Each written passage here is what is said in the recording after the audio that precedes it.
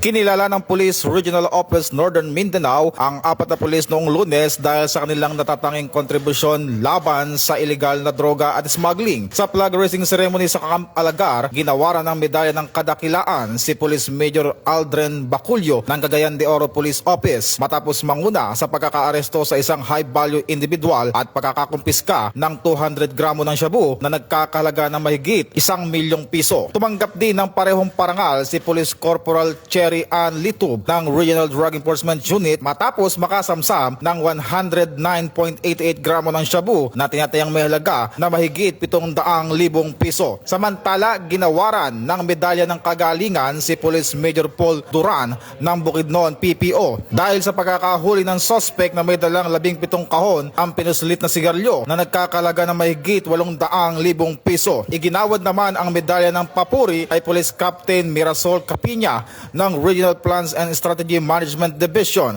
para sa kanyang makataong serbisyo at pagbibigay inspirasyon sa komunidad. Ayon sa Police Regional Office 10, mula Enero 9 hanggang 15, umabot sa mahigit 10 milyon ang nakumpiskang kontrabando at 193 katao ang naaresto. Tiniyak ni Police Brigadier General Christopher Abrahano na magpapatuloy ang pinaigting na operasyon upang matiyak ang kaligtasan ng mamamayan sa Northern Mindanao.